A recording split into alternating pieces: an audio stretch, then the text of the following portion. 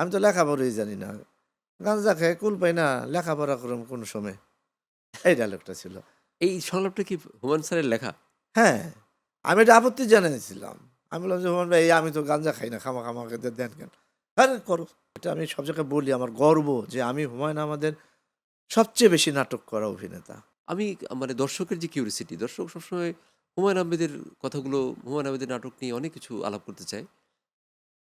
আপনার কি মনে হয় হুমায়ূন আহমেদ না থাকলে কি আপনি এই জায়গায় যেতে পারতেন? এটা একটা আ প্রশ্নটা একটু কঠিন হয়ে যায় যে আসলে এই জায়গায় আসতে পারতাম কিনা? এটা আসলে বলা মানে ডিরেক্টলি বলা যাবে না। তবে হুমায়ূন আহমেদের কারণে যে আমি এখানে আসছি এইটা আমি বলতে পারি। কিন্তু এটা উনার সাথে আমার যদি সম্পর্ক না হতো, তাহলে আমি আসতে পারতাম কি পারতাম না সেটা জানি না। আমি হয়তো অন্য রাস্তায় যেতাম, কিছু একটা অন্য কিছু হতাম। হুমায়ূন আহমেদ স্যারের আমি কাজগুলো যখন হুমায়ূন আহমেদ স্যারের কাজগুলো আমি অনেক দেখেছি বা স্যারের সাথে হ্যাঁ, আমার ব্যক্তিগত সম্পর্ক ছিল। জি। খুব ভালো সম্পর্ক ছিল। হ্যাঁ, তো আমি স্যারকে দেখেছি যে এটা স্যারকেও আমি বলেছি কিন্তু হুম। যে, "আপনাদের এখানে আপনার এই সেটে অভিনেতার সংখ্যা বেশি।" হ্যাঁ? তো এর মধ্যে কিন্তু ফারুক আহমেদ একজন অভিনেতা। সে মঞ্চ নাটক করে আসছে। তো এটা বলার পর সে কিন্তু আমাকে এড়িয়ে যেত। মানে সে কিন্তু আমাকে এই কথার কোনদিন উত্তর দেয়নি স্যার। মানে কেন দিত না আমি জানি না। তো আপনার কি এই কথাটা আপনি কি একমত আমার সাথে? না, আমি ছাড়াও তো আসলে মঞ্চের অভিনেতা ছিল। অ্যা রেগুলার না। মানে ছিল ধরেন একটা নাটক করত তারপর আর নেই। যা মঞ্চে? মানে না মানে স্যারের নাটক করছে টিভিতে মানে তার সাথে যে কাজ করত, হুম, এর মধ্যে খুব ভালো অভিনেতা কাজ করত ১ টা ২ টা। কিন্তু রেগুলার আপনি যেমন আপনি, এজাজ ভাই, স্বাধীন খসরু, তারপরে শাওন হুম, আ এরা তো সব রেগুলার। যারা রেগুলার কাজ করত, এই রেগুলার বা অনেক লোকজন ছিল না সাথে। হুম, অনেক রকম বাচ্চারা ছিল, অন্তিক-টন্তিক অনেকে ছিল। হুম। এরা কিন্তু রেগুলার কাজ করত। এই রেগুলারদের মধ্যে আমি দেখতাম যে আসলে মঞ্চ করা, প্রিপেয়ার্ড হওয়া অভিনেতার সংখ্যা কম। আপনি তো ছিলেন। আমি ছিলাম, তারপরে শামীমা নাজনীন ছিল। শামীমা আপা কি মঞ্চ করা? হ্যাঁ, উনি তো নাগরিক নাট্য সম্প্রদায়ের। ও শামীমা না আমি ঢাকা থিয়েটার হুম। ও নাগরিকের। ছিল, মানে কম। আপনি যেটা সেটা ঠিক যে কম ছিল। স্যারের অ্যা স্যার আপনাকে বকা দিয়েছে। হুম, মানে খুব ডেঞ্জারাস বকা দিয়েছে। ধরেন এমন ব্যাপার আপনি বুঝতে পারছেন যে উনার সাথে সম্পর্ক শেষ। এরকম কখনো হয়েছে? না। মানে কোন রকম এরকম বকার কোনো বিষয় ছিল না কোনদিন? মানে আমি তো দেখ দেখ শুনি যে যেমন জয়ন্ত দার সাথে শুনতাম জয়ন্ত দাকে নাকি বকা দিয়ে বলছে, তুমি চলে যাও।" হ্যাঁ? কিন্তু এরকম স্যার আমাকে নিজেই গল্প করছে যে আমি জয়ন্ত দাকে একদিন বের করে দিয়েছিলাম। পরে হুম, আবার ফিরিয়ে নিয়ে এসেছি। হুম। হ্যাঁ? আপনার সাথে এটা হয়নি। না, আমার সাথে একদমই হয়নি। স্যারের সেটে আপনি আ সবচেয়ে মিস করেন কাকে স্যার ছাড়া? যে এখনো মনে হয় যে ইস! ও ওর সাথে যদি মানে স্যার থাকতো যেমন চ্যালেঞ্জার ভাইকে, যিনি চলে গেছেন। হুম, হুম, চ্যালেঞ্জ ভাই। আর যেমন আরো আমার যারা আছে এখন, তাদের সাথে আমি এখন অভিনয় করি অন্যদের নাটকে। যেমন ডাক্তার এজাজ অথবা শামীমা, এদের সাথে আমি তো কাজ করি নিয়মিত। কিন্তু মিস করি যে চলে গেছেন চ্যালেঞ্জার ভাই। ওনাকে আমি মিস করি। এ ডক্টর এজাজ ভাইকে আপনি কি প্রতিদ্বন্দ্বী মনে করেন কখনো? না, আমি কাউকেই মনে করি না প্রতিদ্বন্দ্বী। আমি একা চলি। আপনার অভিনয়ের মধ্যে একটা স্ট্র্যাটেজি আছে আমি দেখেছি। আপনি সাধারণত আপনার কোয়ার্টিস্ট হিসাবে আপনি কোয়ার্টিস্টটা খুব মেপে কাজ করেন। মানে কাউকে একজন নিয়ে আসলাম, আমি এটা নির্মাতা হিসেবে বলছি। নিয়ে আসলাম আপনি তাকে আপনার ওয়াইফ বা আপনার আ ধরেন প্রেমিকা এই হিসাবে আপনি মানতে চান না। এটার কারণ কি? এটার কারণ হচ্ছে, যেহেতু আমি নায়ক না, অভিনেতা, তো নায়কদের জন্য একটা সুন্দরী নায়িকা থাকে। ভালো অভিনয় করে এরকম চিন্তা করে তারা নেয়। যখন আমার প্রেমিকা বা স্ত্রী করতে চায়, তখন ডিরেক্টররা মনে করে যে ফারুক ভাই তো নায়ক না। ফারুক ভাইয়ের জন্যে একটা নরমাল একটা মেয়ে নেই। যার মূল্য কম, অর্থ মূ অ মূল্য কম। ওরকম একজনকে নেয়। আর নায়কের সাথে নেয় হচ্ছে অনেক পেইড আর্টিস্ট, সুন্দরী প্লাস আ ভালো অভিনেত্রী। এগুলি মেপে তাহলে দেখে। আমি আমি হুম। এরপর থেকে আমি তো আপনাকে মেপেই নিই। কারণ আপনি কিন্তু আবার ওইটা বলেন না যে খুব পেইড নেন। আপনি বলেন যে সে অভিনয় পারে আমার ভালো ১ নম্বর হচ্ছে হুম, যে অভিনয় পারতে হবে। হুম। যখনই কম পেইড এর আর্টিস্ট এসেছেন, মানে যেকোনো জায়গা থেকে, সে সাধারণ স্বাভাবিক কারণেই সে অত ভালো অভিনেত্রী না, তা আপনি থাকে না। আপনি কাদেরকে নায়িকা হিসেবে চান আপনার অপোজিটে এই মুহূর্তে? যদি বলি যে আপনি কাউকে নায়িকা চাচ্ছেন? এখন তো আর নায়িকা, আমার যে বয়স হয়ে গেছে এখন তো আর নায়িকা আপনার ওরকম বয়স হয়ে গেছে এটা মানে আমি মানতে রাজি না। না, নাম্বার 1 মানে ওই বয়স। আমি ৫ বছর আগে আপনাকে দিয়ে নাটক করেছি। আপনার নায়িকা ছিল বাঁধন। যে হ্যাঁ, হ্যাঁ। বাঁধনকে ওই যে মেইন স্ট্রিমের নায়িকা এবং বাঁধন কিন্তু কখনো আমাকে বলে নাই যে ফারুক ভাইয়ের ওয়াইফ আমি করব না। বলে না, নাই। সেটা কেউ মানে মানে যারা একটু আ পড়াশোনা করা অভিনেত্রী তারা বলে না। হুম। এটা কি আমার দরকার হচ্ছে কি আমি কি আমি কি বুঝাইতাম সবসময় যে আমার একটা ভালো অভিনেত্রী যেন হয়। যখন নায়িকা হবে আমার অথবা আমার বউ হবে, স্ত্রী হবে, তার সাথে আমার স্বাভাবিকভাবে অনেক আ দৃশ্য থাকবে। এখন একটা এই কি বলে? একটা আ ভালো অভিনেত্রী না হলে তার সাথে যে আমার প্রচুর সিন থাকবে, সেটা ভালো হবে না। কারণটা ওইটাই বেশি, হ্যাঁ? যে আমার স্ত্রীর অভিনয় করবো বা প্রেমিকার, তার সাথে আমার অনেক দৃশ্য থাকাই স্বাভাবিক। তখন আমার মনে হয় যে এর সাথে আমি অভিনয় করলে তো আমার জন্য সমস্যা হয়ে যাবে। সে অভিনয় ঐরকম করতে পারবে না, আমার অভিনয়টা নষ্ট হবে। আমি কিন্তু বেসিক্যালি ওইটা চিন্তা করি আগে, হ্যাঁ? মানে দেখতে অনেক সুন্দর এটা চান না আপনি। এ এ না ওরকম কিছু এটা না। চান না। এই আর তার সমাজে আসলে আবার তার অ্যাকসেপ্টেন্স কেমন আছে ওইটা আমার আবার একটা ওইটা একটা ইম্পোর্টেন্ট। হ্যাঁ, আচ্ছা এখন যে নাটকগুলো তৈরি হচ্ছে এই হ্যাঁ। মুহূর্তে, এই নাটকের মধ্যে অনেক রকমের মানে আমরা দেখি যে মানে অশ্লীলতার ব্যাপার থাকে। অশ্লীল কথাবার্তা বলার একটা ট্রেন্ড থাকে, চালু থাকে। তো এটার ব্যাপারে আপনার কি কোনো মানে আপনার অ্যালার্জি আছে? আপনি কি অশ্লীল কথা বলেন নাটকে? আমি বলি নাই তা না। আমি বলেছি বাট আ বা অশ্লীলতা করেছি এরকম ২-১ টা নাটক আমার আছে। কিন্তু সেটা আমি না অতটা যেমন অশ্লীলতা করেছি সেরকম একটা নাটক আছে। কিন্তু ওটা আমি বুঝিনি যে ওটা অশ্লীল। পরে মিলিয়ে দেখলাম যে এটা অশ্লীল। আর বলেছি সেটা আমার কাছে মানে একটা আনন্দ করতে বলে ফেলেছি। মানে অনেক সময় মজা করছি একটা ইয়েতে সেটে তখন আর বলি। এরকমভাবে বলা হইছে ২-১ টা জায়গায়। কিন্তু তো মানে কিন্তু আপনি কিন্তু আপনি এখন আমি একদম মানে এটা স্ট্রিক্ট। হ্যাঁ, এখন বেশি চিন্তা করে করি। কিন্তু সেটাও যে সংখ্যায় অনেক বেশি তা না। নাটকের যদি আমি কথা বলি, টিভি নাটক যেহেতু টিভি নাটকের সাথে আমি জড়িত, লেখার সাথে জড়িত। টিভি নাটকের কোয়ালিটির যদি কথা বলি, তাহলে আজকে থেকে ২০ বছর ১৫ বছর আগের যে নাটক আর এখনকার নাটকের আপনি কি কোনো ডিফারেন্স করতে পারেন? সব নাটকের ক্ষেত্রে না। আগে অনেক ভালো নাটক হতো। আ এবং অনেক বাজে নাটকও হতো আগে ২০ বছর আগে। অনেক খারাপ নাটক মানে ভালো খারাপ মানে কি তখন গালি সিস্টেমটা ছিল না। বা কিন্তু মানের দিক আ থেকে আ খারাপ। কি বলে আরেকটা কি যেন বলে? এই ডুয়েল মিনিং মিনিং হুম, না? ডুয়েল মিনিং ডুয়াল বলে না? মিনিং বলে হ্যাঁ। হ্যাঁ, ডুয়েল মিনিং আ ছিল না তখন। হ্যাঁ? কিন্তু নাটক হিসাবে আ যে খুব ভালো ছিল সব নাটক তা না। কিন্তু প্রচুর ভালো নাটক ছিল তখন। আর এখন হচ্ছে কি প্রচুর খারাপ নাটক আছে। আর পাশাপাশি ভালো নাটকও আছে। এখনো মাঝে মধ্যে পাওয়া যায়। ওয়েভের কিছু নাটক আছে ভালো লাগে আমার। ওয়েব সিরিজ টাইপের, হ্যাঁ, হ্যাঁ। ওয়েব সিরিজ টাইপের এটা বলে। নাই তা না। কিন্তু এখন খারাপের সংখ্যা বেশি হওয়াতে ভালোগুলি অতটা ই এই বোঝা যায় না। সময়ের যে অভিনেতা যারা কাজ করছে, এর মধ্যে আপনার কাকে খুব একজনকে বলবেন যে খুব বেশি প্রমিজিং মনে হয় যে সে খুব ভালো অভিনেতা এই সময় এই সময়ের? নাটকের কথা বললেই চলবে। নাটক, সিনেমা হ্যাঁ, মিলায়ে হ্যাঁ। বললেও চলবে।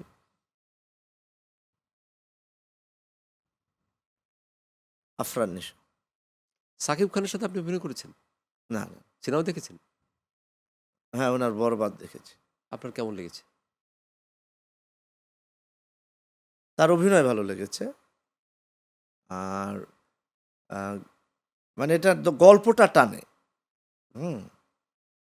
না, সে যে এত বড় স্টার মানে হ্যাঁ, সাকিব খান আমাদের বাংলাদেশের সব নিঃসন্দেহে হ্যাঁ, সবচেয়ে বড় স্টার। হ্যাঁ, হ্যাঁ। আপনাকে কি মনে হয়েছে যে কোনোভাবে সাকিব খান যদি আপনার কাছে আসতো অভিনয়ের কোনো শেখার জন্য, তাহলে আপনি তাকে কি বলতেন? যে তার কোন জায়গাটা ইমপ্রুভ করার আছে? আ ওর ইমপ্রুভ করার যেমন ওর মানে বডি ল্যাঙ্গুয়েজ এগুলি খুব ভালো।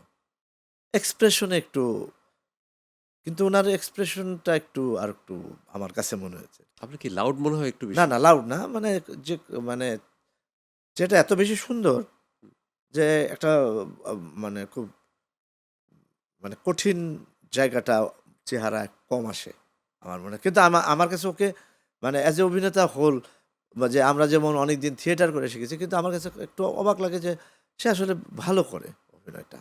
কিন্তু আমার একটা জায়গায় আবার বললাম ক্রুয়েলিটিটা ওর বেশি মনে হয় না আর কি। না, চেহারাটা এত সুন্দর যে ওটা আসে না। কিন্তু ওটা ওনাকে যদি আরেকটু প্র্যাকটিস করে আরেকটু যেন ওইটা হলে মনে হয় আরেকটু ভালো লাগবে। মানে এই জায়গাটা। কিন্তু আমি বেসিক্যালি তার অভিনয় আমি পছন্দ করি।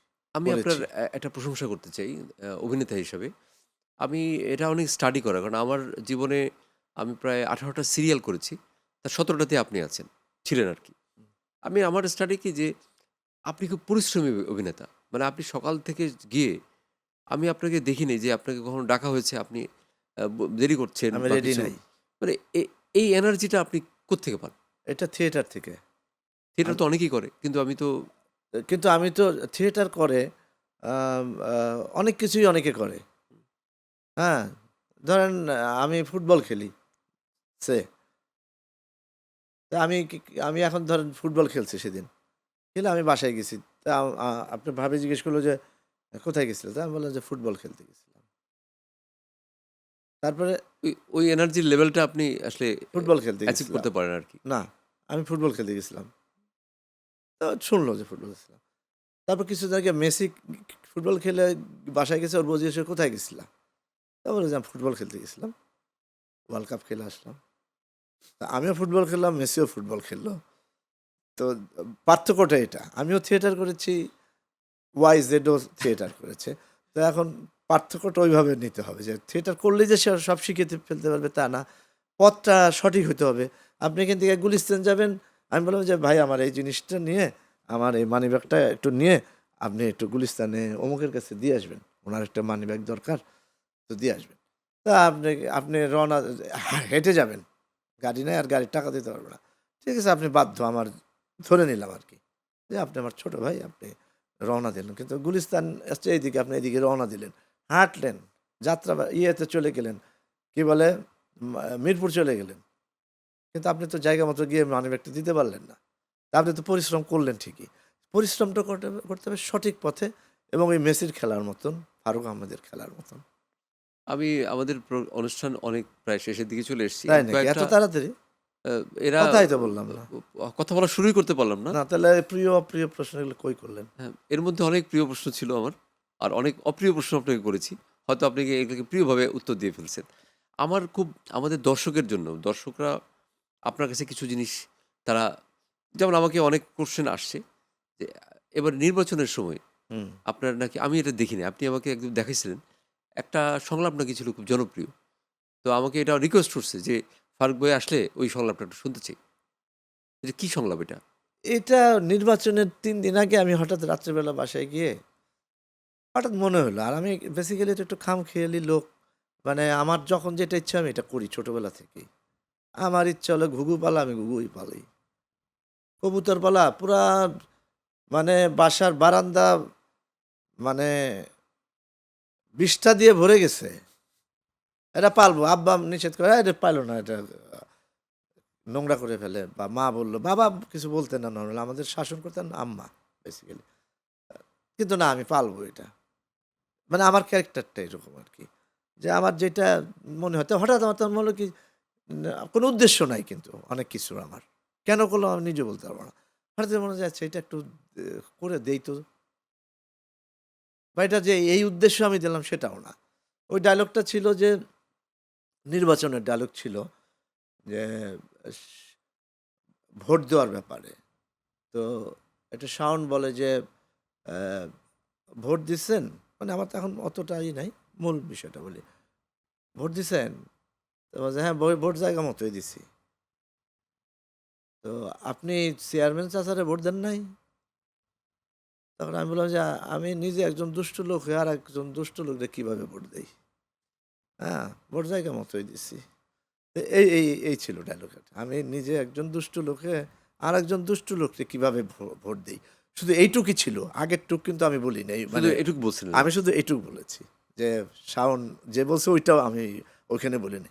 আমি শুধু এটুকু বলছি, আমি নিজে একজন দুষ্টু লোক হয়ে আরেকজন দুষ্টু লোকের ভোট দিই কীভাবে, 13 না 14 সেকেন্ডের এটাই ছিল। তো এটা আমি আবার আমার প্রোফাইলে দিয়ে দিছি। আমি তো এরকম আছে, আমি মাঝে মধ্যেই হঠাৎ হঠাৎ অনেক কিছুই দেই। তা আমার জীবনে এটা একটা মানে আশ্চর্য লাগলো। আরেকটা ছিল এরকম, কিন্তু এটার মতো হয় না।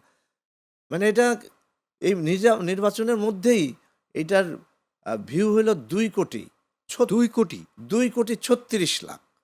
এত দর্শক? হ্যাঁ, এবং সবাই এটার কোনো নেগেটিভ কোনো আমি 2 মিলিয়ন ভেবেছিলাম আরকি। 2 কোটিতে তো অসম্ভব। 2 কোটি মানে কি আমি তো জানি না। মিলিয়ন মানে 20 মিলিয়ন। লক্ষ বুঝি। 20 মিলিয়ন এটা। ১০ ১০ আ 1 মিলিয়ন মানে হচ্ছে 10 লাখ। ১০ লাখ, তাহলে এটা আপনার 20 মিলিয়ন। ২০ মিলিয়ন। 20 million plus. হ্যাঁ, না এখন তো আরো হ্যাঁ, না ২০ 2,36,00,000 23 আ মিলিয়ন। ২৩ মিলিয়ন। 23 মিলিয়ন। এটা আমার জীবনে হয় নাই। হার্ডলি আমার হয়তো ১টা ২টাতে ৫০ লাখ হয়েছে। যেমন জীবনটা হইতেছে একটা দুঃখের কুয়া। যার জীবনে দুঃখ যত বেশি তার কুয়ার গভীরতাও বেশি। এটা হলো আ উড়ে যাবে বকপক্ষী না। ওটা হচ্ছে উড়ে যায় বকপক্ষীর আগেরটা।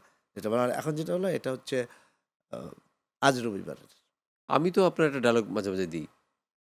আমি আপনার ডায়ালগ কিন্তু মাঝে, মাঝে দিই। যখন ধরেন খুব কাজের ব্যস্ত আমাকে এসে বলতেছে যে, "এটা করে দিবেন না আমারে? একটু দেন না কইরা।" আমি তো গাঞ্জা খাইয়া কুল পাই না। আ আমি হ্যাঁ, ওইটা হলো বৃক্ষ কি মানুষ। ওইটার পুরা সংলাপটা আমি কিন্তু এলোমেলো করে ফেলি। কি সংলাপটা কিরকম এটা? ওই যে চেয়ারম্যান সাহেব হঠাৎ করে তার বিরুদ্ধে পোস্টারিং হইছে। তা উনি পড়তেছেন চেয়ারম্যান গম চোর, চেয়ারম্যান বানান ভুল, গম বানান ভুল এরকম। সে নিজে চ্যালেঞ্জার পড়তেছে। ভাই। হ্যাঁ, চ্যালেঞ্জার ভাই। তখন আমি যাচ্ছি। এটা সবাই জানে আসলে ইয়ে উড়ে যায় পক্ষীর। তো আমাকে দেখে হঠাৎ করে আমি পিছনে এসে দাঁড়াইছি তখন, "এই এটা তুমি লিখছো?" কেন আমারই লেখার কথা এরকম জিনিস। কেন আমি খারাপ হিসাবে আপনিই আছি। লিখছিলেন আসলে। না ওইটা আমি ও লিখিনি। আপনি লেখেন নাই না। না। তো, "এই এটা তুমি লিখছো?" তা আমি বললাম যে, আ "না, আমি তো লেখাপড়াই জানি না।" "না, আমি লিখি নাই। আমি তো লেখাপড়াই জানি না। গাঁজা খেয়ে কুল পাই না, লেখাপড়া করুম কোন সময়?" এই ডায়ালগটা ছিল। এই সংলাপটা কি হুমায়ূন স্যারের লেখা? হ্যাঁ, আমি এটা আপত্তি জানিয়েছিলাম। আমি বললাম যে, "হুমায়ূন ভাই আমি তো গাঁজা খাই না, খামাখা আমাকে দেন কেন?" "আরে করো।" মানে স্যার কি এরকম মানে ধরেন অভিনয়ের সময় এরকম ধমক দিত? মানে যদি কেউ রাজি না হতো? একটু মানে আমারও তো জোরে ধরো, "এই করো।" এরকম আরকি। বিরক্ত হইতো আরকি। আমি আমার সামনে একদিন দেখলাম যে একটা নাটকের শুটিং ছিল। তো স্যার দেখলাম এক অভিনেত্রী, সে এখন খুব নামকরা অভিনেত্রী। সে একটা স্ক্রিপ্টের একটা জায়গা নিয়ে এসে বলল যে, "স্যার এই জায়গাটা তো যদি আমি একটু ঘুরায়ে বলি।" তা বলে যে, "এটা কি ঘুরায়ে বলবা কেন? তুমি লিখছো না আমি লিখছি?" হুম। আর মেয়েটা কোনো কথাই বলল না। না ওইটা ছিল। আমি তো অনেক নাটক করা আমার অনেক বলতে কি আমি আমার খুব এটা আমি সব জায়গায় বলি আমার গর্ব যে আমি হুমায়ূন আহমেদের সবচেয়ে বেশি নাটক করা অভিনেতা সংখ্যায়। সংখ্যায়।